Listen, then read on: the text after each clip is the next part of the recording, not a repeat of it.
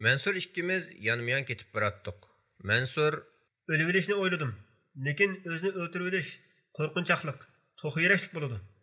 Uning ustiga muqaddas dinimizning ko'rsatmalariga to'g'ri kelmaydi. Ammo menga bek og'ir kelyotdi. Mustafa, urushda yengildim. Uni azlab nomusimni, g'ururimni payxon qilishdi. Qo'g'day olmadim. O'zimni shunchalik yaramas, keraksiz his qilyapman. Bu ishlarning hammasiga bevosita men javobgar. Mening mas'uliyatim. deydi. Mansurning hali odamning ichini etishtiratdi. U og'ir ro'yi azob ichida qolgan edi. Ko'z oldidagi hamma narsa tugishyotdi. Qo'zg'olon mag'lub bo'ldi. Qimmatli kishilarimiz qurbon bo'ldi. Azam munarlari, masjid qubballari yiqildi. Dinimizdan aziz biladigan islomiy qadr qimmatlarimiz dafsanni qilindi. Qiz ayollarimiz bo'lsa majburiy holda dushmanning ko'ngli ochadigan o'yinchiqqa aylantirildi. Qayg'u asiritim uninkidan kam emas edi. Shundoq bo'lsa-mu, uningga tasalli berish uchun sen o'zing ko'tarolmaydigan yukni ortibsan. Jahonning raftari ta'tir cho'g'ilayotgan bu kunlardagi ishlarga javobgar bo'lgudek o'zingni kim deb qolding? G'arbdan kelgan urus bosqinchilari, sharqdan kelgan Xitoy tajovuzchilarini yolg'iz jining bilan to'sib qola olgudek kim eding sen? Sen degan faqat ojiz bir inson. Zimmanga tushgan vazifani ado qilding, dedim. Vazifam? Dedi yo'g'on ichilgan ko'zlarini uzun ketgan yo'ldan uzmay turib. Vazifamiz sehicha gadinimizda. Hayotda bo'ladiganimiz bir ishlarni qilishimiz kerak. Navoda bir kunda bo'lsa-mu, kurash qilganning foydasi yo'q deb umidsinib o'tkazsang, omonatga xiyonat qilgan bo'lasan. Ayolining oqibatining uningga bek og'ir kelganligini tushunib yetdim va ayol kishi degan jiqqo, sana xotinkanmidi? dedim. Talvillarcha qaqahlab kulib qo'yib. Vatanimizning muqaddas tuproqlari bo'lgandi. G'urur, sharaf, nomus deydigan dars qolmadi. Bundan keyin qandoqmi yeb-ichib, uxlab, balaliq bo'lib yashaylarimiz deyman? dedi. Bir to'p kishilarning qo'llarida o'rg'oq, palta degandek narsalarni ko'tarib, bir yoqqa qarab, aldirab ketib borganligini ko'rdik. Qurolliq soqchilarmi u yoq bu yoqqa o'tishib turardi. Yenimizni o'tib ketib borgan bir kishidan nima ish ekanligini so'radik. Kommunistlar masjidimizni tartib olib, ham material ambir qilmoqchi edi. Imom ishqda turib olib, qarshilik ko'rsatyapti, dedi. Angacha bizmi yetib bordik. Ular imomni tutib olib, masjidning qarshisidagi daraxtga chambarchas qilib bog'lab yotgan edi. Faşist kommunistlar imomni masxar qilib, yuzlariga tükürishga boshladi. Daraxtdan sundirib olgan chiviq bilan udul kelgancha savoytdi. Imomning bosh ko'zidan qon to'xtamay eqiyotdi. Mengishdan to'xtab qoldik. Mansur, "Nimishqa to'xtaymiz?" dedi. "Boshqa yo'ldan mansaq bo'g'idek", dedim men. Mansur odamning tenini shirkandirayotgandek bir kulvatdi-da, "Yanimda Qur'onim bor. Meni hech kim to'sib qola olmaydi", dedi. Mansur tapanchasi bilan bir muncha o'qni qalin paxtaliq to'nining ichiga yo'shirib olgan ekan. Men uningga nasihat qilib to'solay deb bo'lguncha yugurgunicha yiroqlab ketdi. Masjidning orqa tarafiga o'tib ko'rinmay qoldi. Yetishib olay deb yugurgan bo'lsam-mu, ko'zdan yo'qitib qo'ydim. Tuyuqsiz bir necha pay o'q etildi. Imomni urib, mazoq qilib kulishayotgan qizil qo'g'duqchilardan uchi orqa-orqadan yerga yiqilib, qon ichida so'naylinib yetishdi. "Allohu akbar! Mana Allohning intiqomi!" deb vaqirdi imom. Kishilar o'q ovozi chiqqan tarafga, masjidning o'g'isiga qarashdi. Mansur Dorg'a masjid gumbizi bilan azam munarining orasiga yo'shirinib olgan bo'lib, beshi aran ko'rinib turardi. Shu asnoda Mansur: "Hey, dalmi kuchuklar! Bu degan Allohning uyi. Har qaysining dafsani qilishini qarab turmaymiz", deb vaqirdi. Yuragim so'qishdan to'xtab qolgandek bo'ldim. Bek qo'rqib ketgan edim. Mansur o'limning bo'sog'isida turardi. O'zini op-ochiq qalakak atgan edi. Nima qilishimni bilolmay gangrabla qoldim. Mansur to'xtamay o'q chiqarib Yana bir necha kommunist yaralandi. Saqchilar yetib keldi va Mansurni ko'rsatib, "Satqon, aksiyatchi, Xoin, xurofotchi!" deb varqirashga boshladi. Masjid gumbizi va azan munariga qaratib o'qlar yog'dirilgandan keyin birdam jimjitlik hukm surdi. Atrofga qarab turganlardan bir qismi tarqalishga boshladi. Bir necha minutdan keyin Mansur Durg'uning beshi yana qaytadan ko'rindi va vaqirdi: "Jenim tinimdili bo'lsa, masjidga kirgizmayman har qaysingni. Yomon bo'lsang jastimni desab ondan kirish. Bu degan Allohning uyi. Bu ablaqlar." O'q yomg'iri yana davom qildi. Tajovuzchilardan yana biri yer tishladi. Ularning ba'zilarida qo'l bombasi bor bo'lib, masjidning o'g'isiga otdi va portilgan ovoz bilan tang atrofni istida qopladi. Mansur shaksiz o'ldi deb o'yladim. Birdamgichila yordamchi qo'shin yog'idi va bu yer jang maydoniga, qon ko'niga aylanadi. Mansur nimishqin bundoq qilgandi? Necha 10 kommunist allaqachon masjidni egallab bo'lgan edi. Mansurning bu yerda qarshilik ko'rsatishi ochiq haqiqatni o'zgartirolmadi. Ko'chada turgan kishilarning ko'zlaridan shodlik uchqunlari chachraydi. Ular gumbazning keynida turib, Allohning uyini qo'dayotgan azamatdan faxrlanayotdi. Bir necha minut ichida masjidning atrofi yana odamga to'ldi. Kishilar kommunistlarga tashlar, shig'illar bilan hujum qilayotdi. Kichik bir qo'zg'olon ko'tarildi. Kommunistlar kirarga tushuk izlab yurishadi. Mansur azan munarining ustida ko'rindi va bar ovoz bilan to'ladi.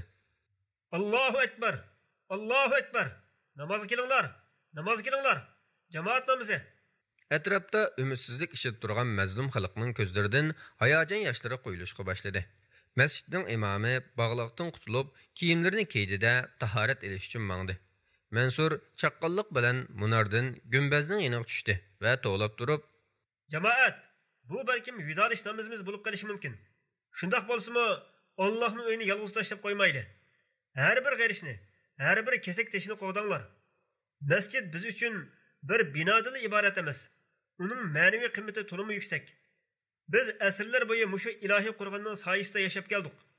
Kelinglar, 2 rakat namoz o'qiylik, dedi.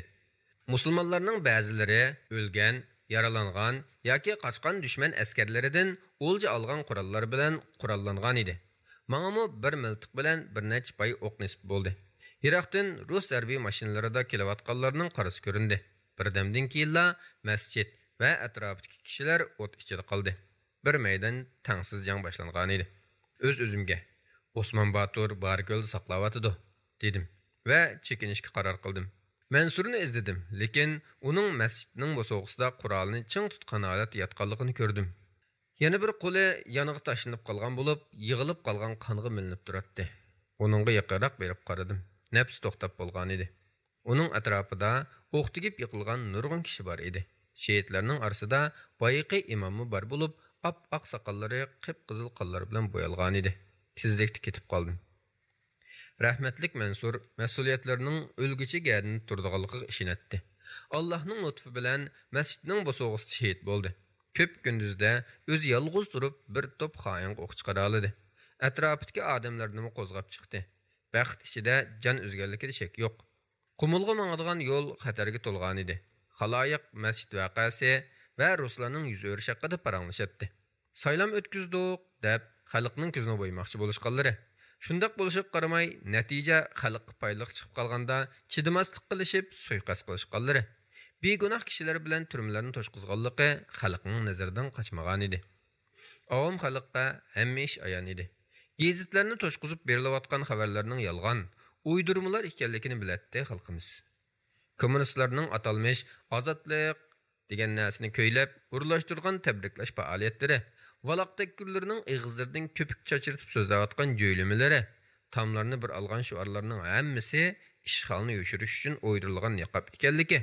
Bu saxtipazliklarda ruslar bilan Xitoylarning hamshirik ekanligi hammaylanga kunduzdagi quyoshdak oshkora edi. Eli, Altay va Cho'chakdan iborat 3 viloyat kommunistlarning qo'liga o'tib ketdi.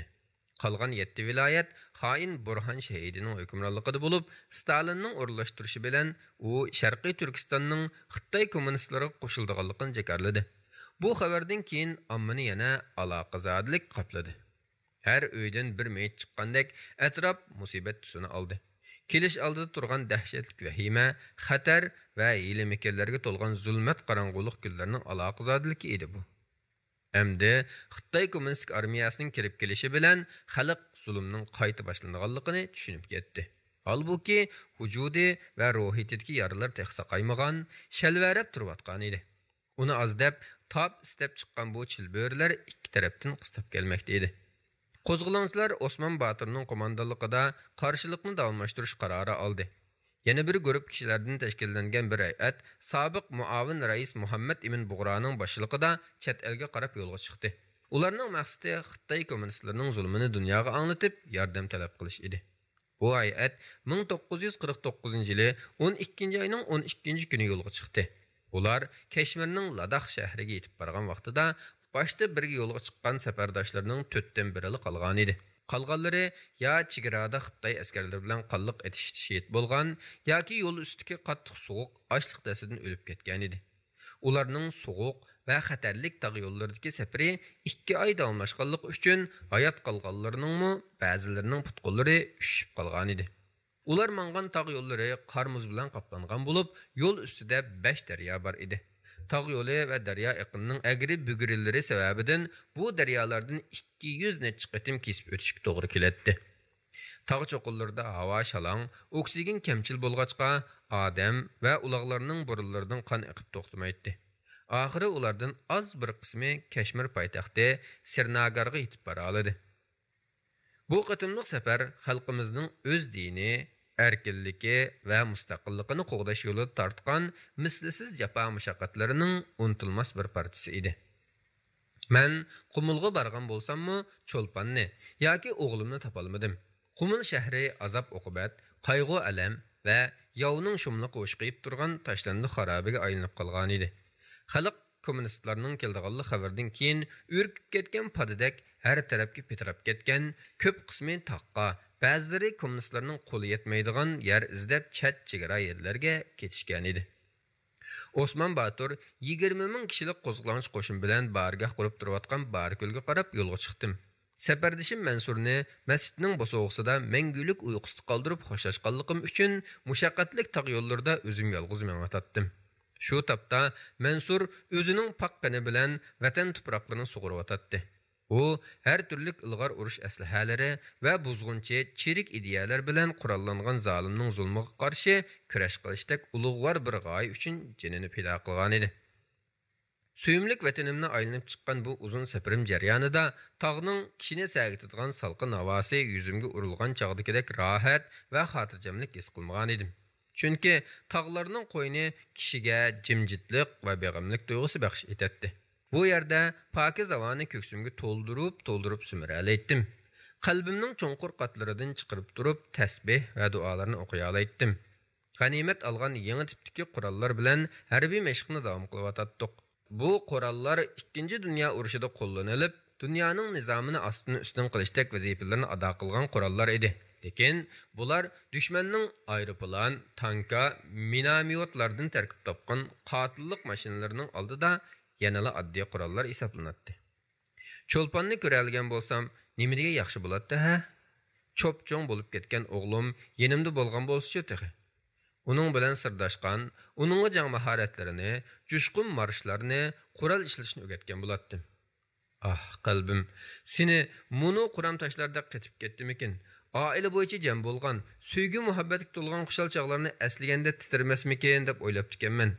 Lekin senmi go'sh bilan qanday yaralgan yumshoq yurak ekansan emasmi? Mening gunoyim nima edi? Seningchi. Cheksiz ketgan ufqqa qarab, etiz dalalar, o'rmon yayloqlar, savutlar va harbiy gazarmalardagi sonsizlagan kishilarni xayol qilatdim. Bu kishilarning ichidan yolg'iz o'g'limni izlab, hammaning chiroyini ko'z oldimga keltirib boqatdim. Cho'nqur xayollarga cho'katdim. O'g'lim, sen qayerda? Ko'zlarimdan yoshlar qo'yildi. Yurakim sig'inish ilkida pushilnatdi. Uzun yillarning yelkamga yuklagan mushkulotlari dastidan tenim qattiq mag'dursizlangan bo'lib, yurakimning holsizligimi uningdan kam emas edi. Har qatim biror bola uchrab qolsa, mehr bilan quchoqlab suyib ketatdim. Ko'z o'ngimdan yiroqlashga qarab turatdim. Hatto ba'zida keyindan qo'llab berib, mevchilarni tutqizib qo'yib, Xo'janiyaz Mustafa ismli bir bolani va opsini ko'rmaganini so'raydim. Ah, qalbim, meni nimancha qiynaydigan sen? Vahimalaring, aslimalaring va sig'inchingning menga tutashtirgan o'tini tog'ning so'g'imi o'chirolmaydi. Vaqtni sustlashtirolmaydi. Qonliq janglar ham bu tuyg'ularni yo'q qilib o'tolmaydi. Osman Batur yuz berayotgan voqealarni to'g'ri tahlil qila olmaydigan, ishlarning taraqqiyotini ko'ra olmaydigan, sodda, nodon biri emas edi. Albatta, tajribalik qahramon qo'mondon edi. 20 ming kishilik bir qo'shin bilan 100 millionlagan Xitoyga taqobil turib bo'la olmayotganligini, ilg'or qurollangan rus qo'shinlarini mag'lub qila olmaydiganligi uningga ayon edi. Lekin u inqilob va kurash ruhining o'lmasligi kerakligidek yuksak qoyaga ishonatdi. Shundoq bo'lganda tümür rishatkalar keynidagi mazlum xalq kurashni qolgan yerdan davom qila oladi va bumi yana boshqa bir inqilobning boshlanishi bo'lib davom qilib mang'atdi. Shundala tajovuzchilarni doim parakanda qilib turg'uli, zanjirsimon davomlashib turgan jihad orqali Allohning mazlumlarga yordam berishini qo'lga keltirgili bo'ladi. Qanaqli bo'lmasin, taslim bo'lish Osman Batur va azimatlarning kallasiga kelib qo'ymagan edi. U doim bizga Bu bizning taqdirimiz. Bizning peshonimizga hayotli bo'lsak, Qur'onni tashlamaslik tutilgan bo'lishi kerak. Xitoy yoki Rus kommunistlarining hukmronligiga bo'yin ekkanimizdan shahid bo'lib Allohning yiniga ketganimiz ming yaxshi. Allohu akbar. La havla va la quvvata illa billah. deydi. İşğalçı Xitoy qo'zg'olonchilarning o'zlariga xavf elib kelganligini sezishgan edi. Xitoy hukumati Xoin Ahmad Tayji va Nazar Apandi boshchiligidagi bir hay'atni Barikölga avatdi. Ular xalqni Xitoy hukumatiga qarshi hujum qilishdan to'xtash haqida targ'ibot qilish va bizni poytaxtimiz bo'lgan Urumchiga berib, Xitoy hukumati bilan suhbat o'tkazishga chaqiriq qilish uchun kelgan edi. Osman Batur bu chaqiriqqa bunday javob berdi. Qo'mondonlarning Urumchiga berish xatarlik. Biz hergiz kommunistlarning aldam xalqsiga tushmaymiz. Qarindoshlarimizdan Qonunboy va Shahmardan berib bizning talabimizni yetkazsin. Bizning birdan-bir talabimiz erkinlik, fikr va ibodat erkinligi. Tutqun qilishlarning va shaxsiy mol-mulklarning musodara qilinishining to'xtashi, xalq o'z taqdirini daxlsiz o'zi belgilashi qatorliqlarni talab qilamiz. Osman Baturga dushmanning ilmikilleri aydın edi elbette. Şuna keç-gündüz jangga hazır vaziyatda saqlab turadi. Urumchiga ketgan hay'at natijasiz qaytib keldi. Bir qatımlıq taq yo'llarini kuzatishda men Osman Batur bilan birga edim. Uning mundaq da'vat qilganligini angladim. Endulusqa salom bo'lsin. U yerda Allohning irodasi o'z kuchini ko'rsatdi. O'ylab qolaman. İnsanlar nemishqa tinchlik ichida yashamaydigandi? Mayis kulimsirashdan keyin gapini davom qildi. Xitoyning odamlari itning qurtidek mig'miq. Zimin desa bepoyon. Nima yetmay yana bizning yerimizga va boyligimizga ko'z qizartidi? O'zlarining inglizlar va yaponlardan ko'rgan kunlarini unutib qilishdimikan? Birdam jimjitlikdan keyin so'zini yana davomlashtirdi. Qur'on Karim menga shuni o'rgatdiki, ho'llik ichida yashash kerak. Uni qila olmasa, aqida uchun kurashga jon pido qilish kerak. Osman Batur putlarini yerga qattiq urib, jaranglik ovozda: Bu dunyo hayoti to'limi qisqa. Mangulik hayot nima degan go'zal, ha? Shuning uchun Alloh taolo u dunyodagi hayotimizni mangu oyoqlashmaydigan abadiy qilishni iroda qilgan. Davlatlarning va shaxslarning hammati chog'liq bu o'tkinchi dunyo uchun o'zaro put tepishib, urush etishlariga hayronman. Shunga deymanki, Alloh yo'lida o'lish amaliyotda mangu hayot qilishdir, dedi. O'skilan saqilini siylab turib, o'pcho'risiga nazar tashladi va davom qildi. Men Allohga ishonaman. Bugungi kundagi insonlar Allohga ibodat qilishmaydi. Balki kim kuchli bo'lsa, kim boshqalarni qo'rqita olsa, shuningga sajda qiladi. Mayli Berlinda mag'lub bo'lganlar bo'lsin, mayli London, Parij va Amerikada g'alaba qilganlar bo'lsin, hammasi o'xshash.